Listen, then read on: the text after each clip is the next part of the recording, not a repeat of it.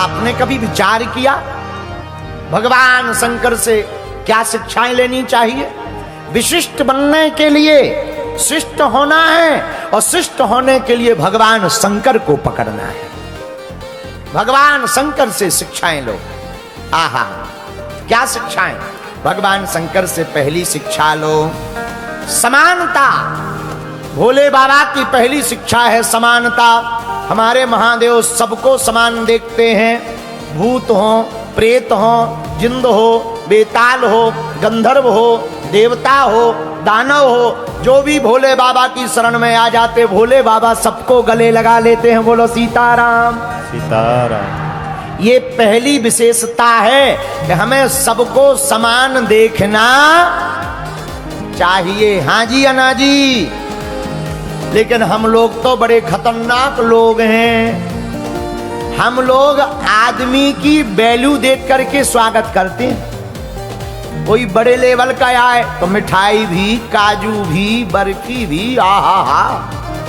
और कोई थोड़ा छोटे लेवल का आए, नमकीन बिस्कुट।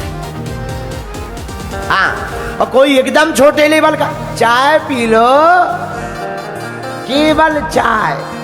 और कोई घर का काम आने वाला है, भैया पानी पियोगे? और कोई और लेवल का, हाँ क्या काम है? हम लोग अपने काजू के डब्बा भी लेवल के हिसाब से खोलते हैं। और हम लोग कहते हैं कि बताओ, हम तो महाराज किसी का बुरा नहीं करते। भैया पहला आचरण तो यही सीखो, घर में जो आ रहा अतिथि देवो भवः, वो भगवान है, चाहे वो छोटा हो या बड़ा हो। हमने अपने गुरुजी से सीखा। हमारे गुरुजी ने हमें कहा था, बेटा व्यासपीठ पर जो आ जाए मंच के पास में, चाहे वो छोटा हो चाहे बड़ा हो, नेता हो या अभिनेता हो या किसी घर का एक साधारण सा व्यक्ति हो, व्यासपीठ पर वो उतना ही सम्माननीय है जितना भारत का सबसे बड़ा व्यक्ति उच्च पद पर बैठा हुआ सम्माननीय है। इसलिए पहली शिष्टता क्या? भगवान शंकर से सीखो समानता। क्या सीखो? बोलो।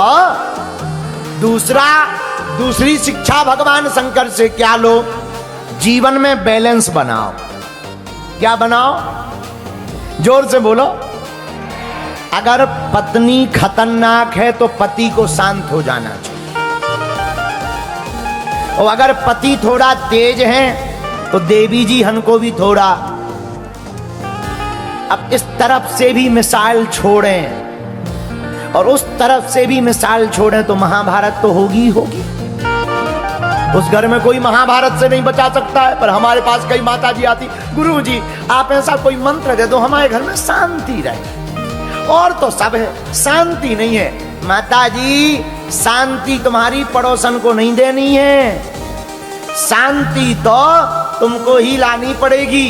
एक अगर गर्म मिजाज के हैं तो दूसरे को ठंडा मिजाज में रहना चाहिए। पिछली बार जब हम कथा में आए थे, 2 साल हो गए, कितने साल हो गए? जब हम पिछली बार आए थे तो हमको मूसा खेड़ी की चंगीलाल की लुगाई मुन्नी बाई मिली। हाँ हाँ, चंगीलाल की लुगाई का नाम मुन्नी बाई। हमको वो मिली, बोले गुरुजी प्रणाम। हम का बेटा खुश रहो। बोले गुरुजी हम घर पे जाते हैं, कथा सुनकर हमारी सासू माँ बहुत भागवत पुराण सुनाती है। हमका क्या हो जाता? बोले महाराज जी जैसे ही हम घर जाते बहुत उल्टा सीधा बोलने लगती। बड़ी पंडिताइन बनी घूम रही, बड़ी पुजारनी बड़ी घूम रही, बाबाओं के पीछे लगी रहती, काम धाम करना नहीं, उठाई माला और लिए ठाकुर जी और चल दी। हम मर रहे काम करते करते। महाराज हमसे भी नहीं रहा जाता, हम भी सुना देते हैं 4-6 चौकी चौकी। महाराज हमने सुना आप पे तो बागेश्वर हनुमान जी की बहुत कृपा है, बहुत चमत्कारी हो। हमारा नाम मुन्नी बाई है महाराज, कोई मंत्र दे दो हमको। हम दे देंगे, लड़ाई शांत हो जाएगी। गुरुजी क्या? हमने कहा तुम एक काम करना, कल थोड़ा सा शक्कर और मीठा पानी लेकर आना। वो पानी की बोतल लाई, शक्कर लाई, हमने शक्कर घोली, थोड़ा मंत्र लगाया, फूंका फाका, ओम गुटुम नम नम नम। जय बजरंगबली बागेश्वर बालाजी सन्यासी बाबा, जय हो महाकालेश्वर भैरव बाबा, चंडी माता, दुर्गा माता, काली माता।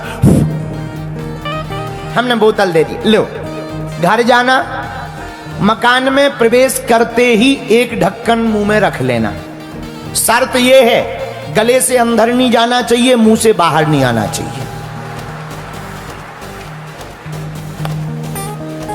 ये शर्त है, गले से अंदर ना जाए, मुंह से बाहर ना आए। और सुनो, एक भी बूंद गिरने ना पाए। काली माता का मंत्र है, श्राप लगेगा, पाप।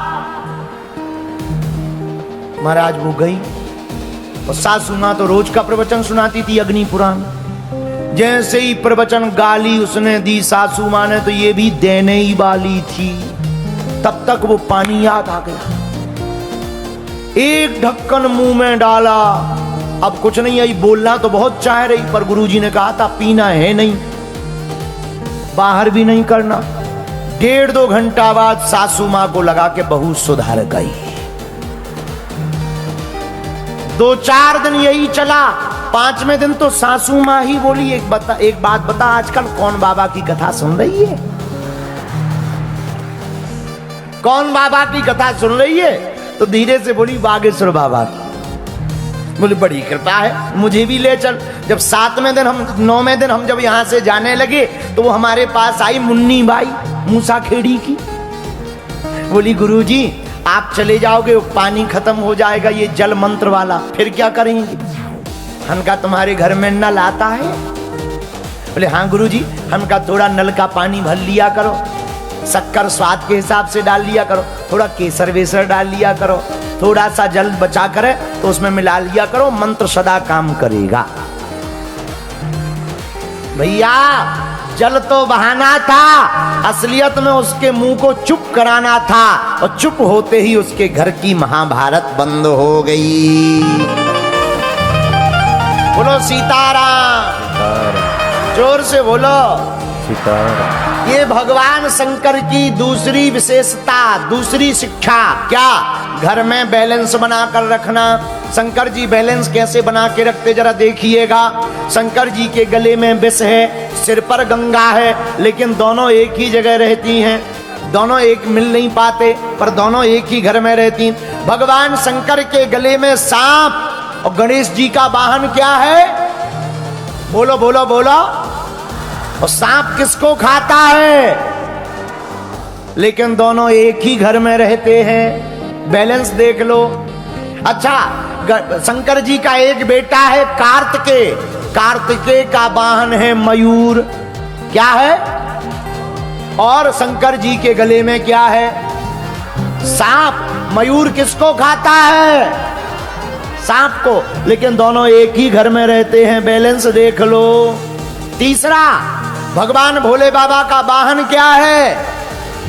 नंदी बैल। और माता पार्वती जी का वाहन क्या है? शेर। दोनों की कितनी खतरनाक दोस्ती है, लेकिन दोनों एक ही घाट पर पानी पीते हैं। यह भोले बाबा का बैलेंस देख लो, कितना बढ़िया बैलेंस है भैया। इसीलिए हम कहते हैं शंकर जी से दूसरी शिक्षा लेनी चाहिए। देखो, हर चीज का जोड़ा है। घर में कोई आता है तो हम लोग क्या कहते हैं? भैया इन्हें चाय पानी पिलाओ। क्या पिलाओ?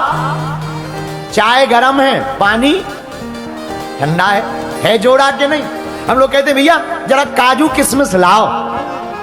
काजू गरम है, किशमिश ठंडी है जोड़ा के नहीं? लौंग इलायची खा लो, लौंग गरम है, इलायची ठंडी है बढ़िया जोड़ा के नहीं? तो संसार में सब जगह जोड़ा का काम है। इसलिए आज की कथा का सूत्र नोट कर लो। घर में तुम्हारे हस्बैंड खतरनाक हो तो तुम शांत हो जाओ। अगर किसी की धर्म पत्नी खतरनाक है, भैया तुम शांत हो जाओ। 2-4 दिन की बात है, अपने आप शिक्षा समझ आ जाएगी। घर का माहौल नहीं बिगड़ेगा, 4 लोग तमाशे नहीं देखेंगे, वरना बाद में पछताना पड़ेगा। महाभारत हो जाएगी पर भागवत काम नहीं आएगी। बोलो सीताराम, जोर से बोलो भैया। अच्छा, अब भोले बाबा का अंतिम तीसरी शिक्षा सीखो। भोले बाबा से तीसरी बात सीखो भैया, जहर उगलना नहीं चाहिए, जहर तो निगलना चाहिए। जहर का मतलब पॉइजन नहीं है कि तुम कल के दिन पॉइजन पी जाओ। कि कहो बागेश्वर वाले महाराज जी ने कथा सुनाई थी ऐसी हमको। ना जी ना, ये जहर पीने का मतलब है बुरी वाणी को बोलना नहीं है, बुरी बातों को पी जाना चाहिए। जो दूसरों की बुराइयों को पी जाता है वही व्यक्ति शिष्ट से विशिष्ट बन जाता है। इसलिए भोले बाबा जैसा कोई भी संसार में दूसरा